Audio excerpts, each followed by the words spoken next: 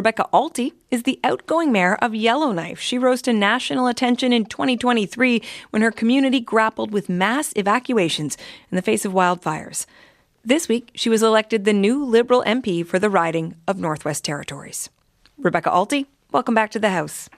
Thanks for having me. Your party obviously won the election, but you didn't pull off the majority that some were anticipating. How do you feel about the result? Well, I'm happy to have been elected for the Northwest Territories, honored to be representing the people when I go to Ottawa, and happy that the Liberal government is making government again. Of course, would have loved the majority, but happy that we're still in government. A lot more people voted Conservative than many of the polls had anticipated. In terms of how the Liberals actually run the country, what signal do you take from there being so much support for the Conservative Party? Yeah, and I think Mr. Carney was just speaking to that, really working with all parties and working with all residents across NGOs, business sectors. So I do think it's the important time, the national unity, and to, really take my experience at the municipal government into the House, the way that we work collaboratively across we don't have parties at the municipal level, but we do know that we don't all vote the same, but you work with your colleagues for the best interest of all residents. So I do hope to bring that, and Mr. Carney is already signaling that's how we're proceeding. Do you think the Liberals owe this government to the collapse of the NDP vote? I think that Mr. Carney's leadership is the one thing that I heard on the trail, that folks were interested in his economic experience, his finance experience. He's the mature adult in the room. So that was what I was hearing. A lot of support for the Liberal Party was Mr. Carney's leadership in these difficult times. So that's what I think helped us. But is that fundamentally though about Trump and people moving away from the NDP in the face of Trump? I think regardless of that, that's, that it is about the states and the challenges that we're going to face in that regard, but that folks did feel that Mr. Carney was the best one to lead. So, people did have many options here in the Northwest Territories, and they wanted to put their vote behind Mr. Carney. When it comes to how this House of Commons works, are you personally open to the idea that MPs from other parties could cross the floor to bolster the Liberal numbers?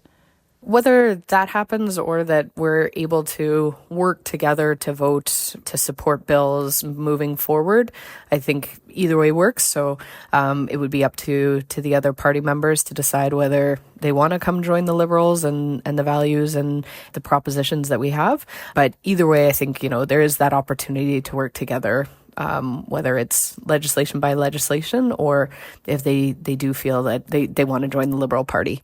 Well, and I do want to talk about leadership and the signal that the Prime Minister will be sending as he forms his team. I wonder if you think there needs to be a Northern voice in Cabinet, because perhaps right now that's likely to be you.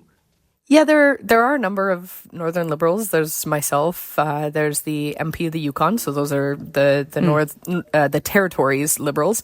But we also have some strong candidates and strong Liberals in Northern Saskatchewan, Northern Manitoba, and Nunavik. So yeah, I do think there's a lot of us from the North with some good experience. And so, if tapped on the shoulder, happy to serve. But I do think that we've got some good, strong Northern voices that will be, whether it's on cabinet or in caucus, being able to champion our causes. The fact that the Prime Minister was born in the Northwest Territories, do you expect a little bit more attention to Northern issues? I know when we've talked about it over the years on the House, it's a struggle, right, to get the North into the national conversation. Yeah, I think he is well aware of the Northwest Territories clearly, but also the potential and the untapped opportunities up here. So I do think with him as the leader, we'll be able to and not only for him, but we're seeing across the country the look to the north, the Arctic security, critical minerals. So there is more attention. So taking that silver lining in these challenging times of getting those investments up in the north will be something I'll be working on. But yeah, it was also something I heard on the campaign trail. You know, the fact that the Prime Minister was born in the Northwest Territories, spent time here, and continued to come back. You know, most recently he was one of the keynote speakers when the Northern Indigenous leaders held an investment conference last April. He was one of the keynotes, so he's continued to keep current with the Northwest Territories, so I think that'll be valuable.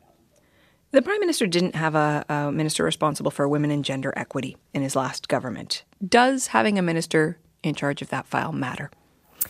Yes, and so continuing the programs I think is also key. And so the short cabinet period was kind of the keep the lights on, and so the signals have been that still looking to grow the number of cabinet seats versus the keep the lights on. So look forward to seeing all the different portfolios when they become available.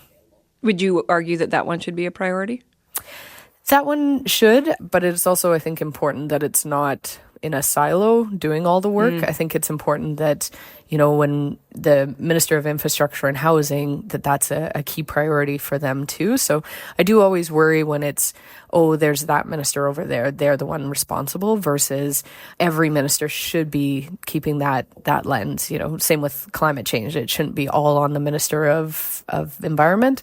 It should also be the Minister of Infrastructure and Communities and Culture. So making sure that we're not creating those silos, that it is these key issues are being looked at in all policies and programs. Finally, Mark Carney's visit with Donald Trump is on Tuesday. He joked there'll be no white smoke after just one meeting. How quickly, though, do you think Canadians should expect this trade war can be settled?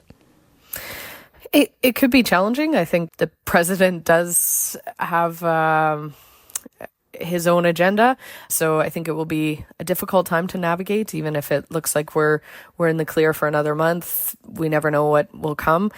So yeah, I think it will be something that we'll continue to face throughout our term. Okay. Well, listen, thank you for taking the time for this conversation, and congratulations on your win. Thank you very much. That was Rebecca Alty, the incoming Liberal MP for the Northwest Territories.